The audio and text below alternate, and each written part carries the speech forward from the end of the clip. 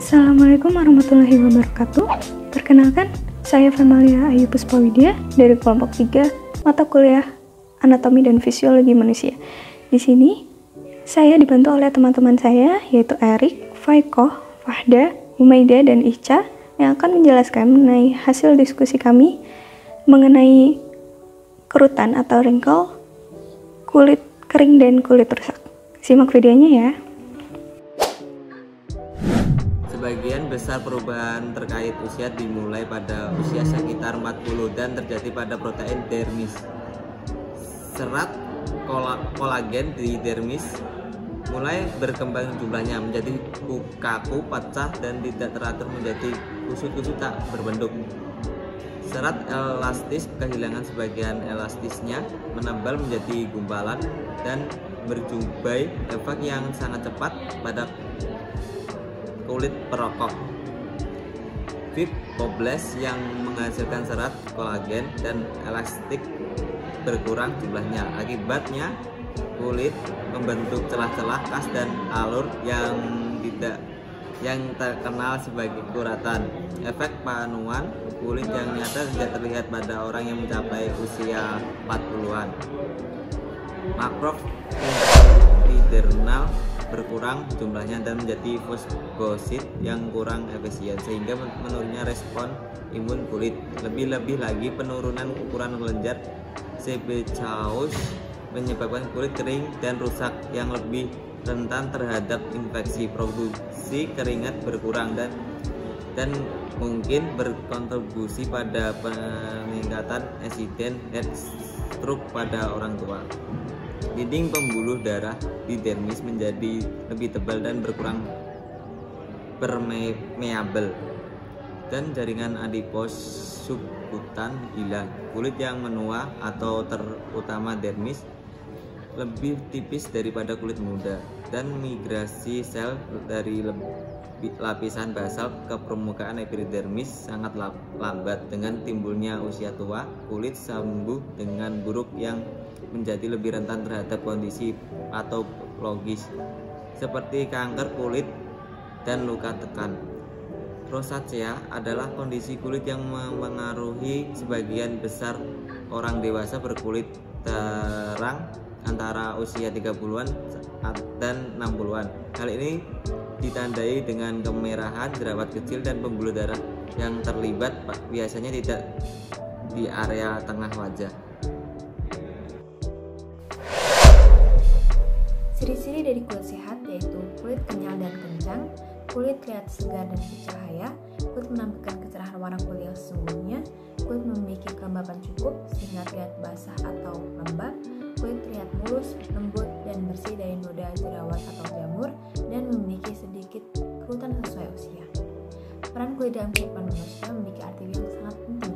Selain organ yang paling luar dan sebagai pelindung organ dalam, kulit juga mempunyai nilai estetika. Kulit mengalami penuaan intrinsik yang umumnya di bawah pengaruh genetik dan hormonal, dan penuaan ekstrinsik yang disebabkan oleh faktor lingkungan, terutama radiasi UV, merokok, diet, bahan kimia, trauma, dan lain-lain. Adapun beberapa permasalahan kulit diantaranya kulit kering, dehidrasi, dan penuaan. Ciri-ciri dari kulit kering yaitu seperti kulit terasa kasar dan kaku, terasa tidak nyaman, dan terlihat retak, serta terasa gatal. Kulit kering merupakan bentuk lain dari tanda tidak aktifnya kelenjar tiroid dan komplikasi pada penderita diabetes. Kandungan lemak pada kulit kering sangat sedikit sehingga mudah terjadi penuaan dini yang ditandai keriput dan kulit terlihat kasar. Sedangkan kulit dehidrasi itu terjadi karena kekurangan cairan, yaitu kurang dalam meminum air putih. Kulit kering memiliki kadar minyak yang sangat rendah dan cenderung lebih sensitif sehingga terlihat parset karena tidak dapat mempertahankan kelembapannya. Kulit kering dapat disebabkan oleh beberapa faktor, yaitu genetik, penuaan atau perubahan hormon, perubahan cuaca, pemanasan dalam ruangan, dan mandi air panas dalam waktu lama, radiasi UV, kandungan dalam sabun, obat-obatan, dan kosmetik atau pembersih lainnya. Penuaan merupakan suatu proses biologi kompleks berkurangnya kapasitas maksimal fungsional dan residual seluruh organ dalam tubuh termasuk kulit. Penuaan kulit biasanya ditandai dengan kondisi kulit yang kering atau serosis, bersisik, kasar, dan noda hitam atau flek. disertai dengan munculnya kerutan-kerutan pada kulit. Terdapat dua proses aging skin atau penuaan kulit, yaitu intrinsik dan ekstrinsik. Berikut tanda-tanda terjadinya penuaan kulit. Yang pertama, kulit kering karena menurunnya fungsi dan aktivitas kelenjar. Yang kedua, ada kulit menjadi kendor dan berkurangnya elastisitas kulit. Yang ketiga, ada tulang dan otot mengalami pengecilan atau atrofi. Dan yang terakhir, munculnya tumor baik jinak maupun ganas. Penuaan intrinsik. Penuaan intrinsik merupakan proses penuaan alami. Penuaan intrinsik atau disebut dengan kronologik ditentukan terutama oleh faktor genetik yang bergantung oleh perjalannya waktu dan tidak dapat dihindari. Beberapa aspek teori penuaan intrinsik yaitu cellular aging, pemendekan DNA mitokondrial, stres oksidatif, mutasi genetik, dan penurunan beberapa level hormon. Faktor penuaan intrinsik dapat meliputi genetik, hormon, dan rasial. Selanjutnya yaitu penuaan ekstrinsik. Penuaan ekstrinsik merupakan suatu proses penuaan yang dapat dihindari. Dalam hal ini, antara lain bergantung pada derajat pajanan sinar ultraviolet. Faktor-faktor dari penuaan ekstrinsik. Nomor 1 yaitu sinar matahari. Nomor 2 perawatan kulit yang kurang tepat. Yang nomor 3 faktor yang berhubungan dengan pembentukan radikal bebas.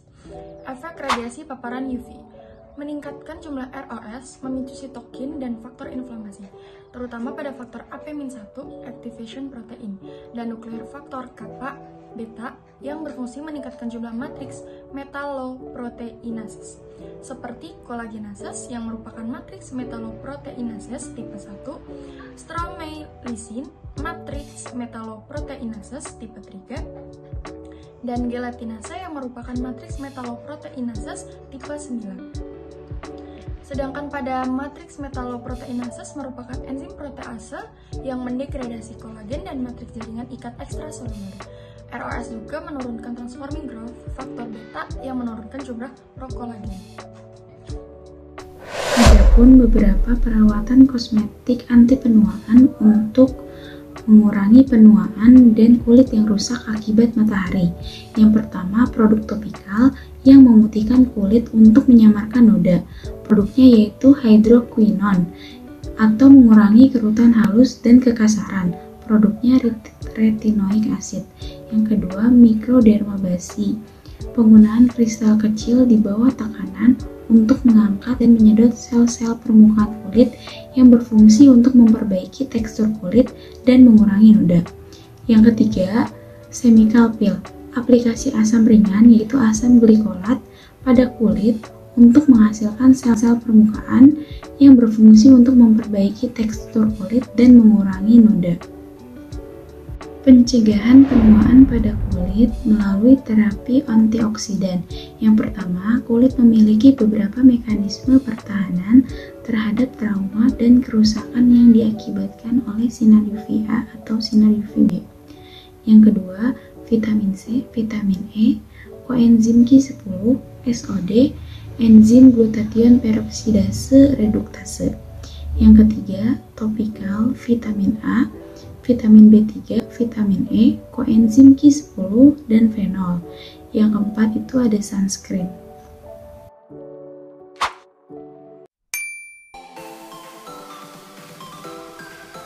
Demikian yang bisa kami sampaikan. Mohon maaf apabila terdapat kekurangan atau salah kata. Wassalamualaikum warahmatullahi wabarakatuh.